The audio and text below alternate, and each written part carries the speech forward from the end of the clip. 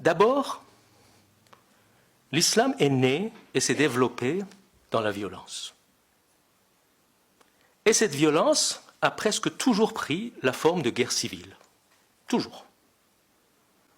Quelques évidences, ceux qui connaissent un peu l'histoire de l'islam, mais je vais dire rapidement quelques évidences. Les dernières années de la vie de Mahomet sont passées à faire des guerres, ce qu'on appelle les batailles du prophète.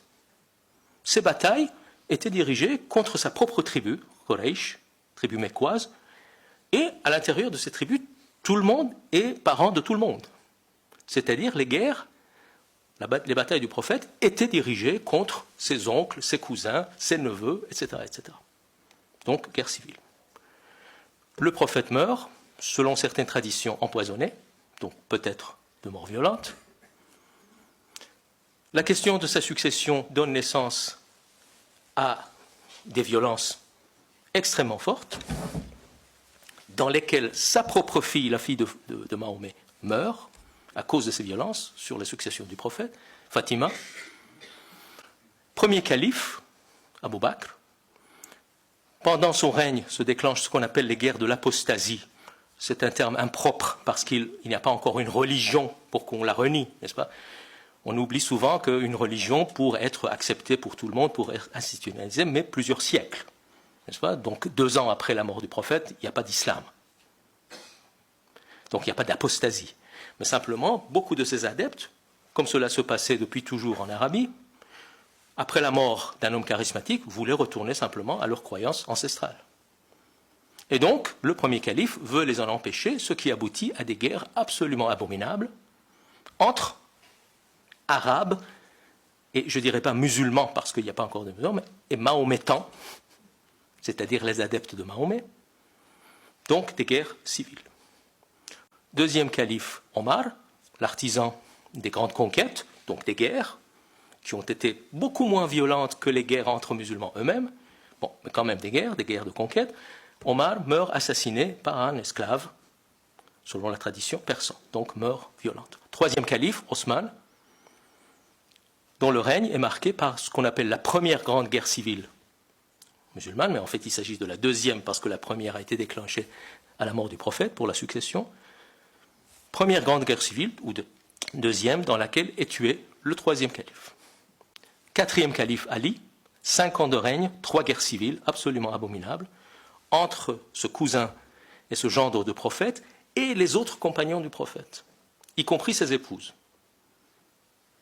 Donc, et Ali meurt finalement assassiné par un de ses partisans qui était devenu un ennemi. Donc pratiquement tous les grands personnages historiques de l'islam naissant sont morts de mort violente. Ali meurt, première dynastie de l'islam, les Omeyyades, ennemis acharnés des partisans de Ali et de la famille du prophète, commence le cycle infernal des répressions féroces et des révoltes armées qui déclenchent d'autres répressions féroces pendant presque un siècle, la dynastie omeyyade, qui tombe par une révolution abbasside, deuxième dynastie de l'islam, révolution absolument sanglante. Et puis, pendant 2 siècles et demi, vont reprendre les cycles de révoltes armées et de répression féroce, et nous sommes au début du IVe siècle. Donc, l'islam naît dans la violence civile, dans la guerre fratricide. Et ces textes scripturaires, c'est-à-dire le Coran, mais aussi le hadith, c'est-à-dire les propos attribués au prophète, ces 2 corpus de textes sont nés dans cette ambiance-là. On l'oublie. Il y a énormément d'études, d'une part, sur les guerres civiles en islam et sur la genèse du Coran et du hadith, mais curieusement, on n'a pas associé ces 2 phénomènes-là.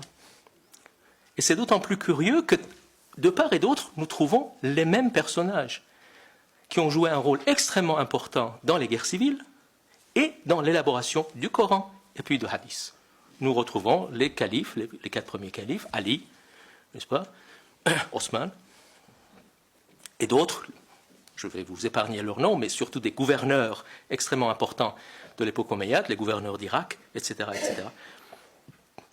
Donc, Donc on ne peut pas imaginer que les gens s'étripaient le long de la journée et puis le soir venaient rentrer chez eux sur le bureau, ils essayaient d'élaborer le Coran et le Hadith.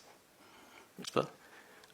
Donc ces deux corpus, ces sources saintes de l'islam sont nées dans un contexte de guerre civile et bien sûr, les différentes factions avaient leurs propres textes.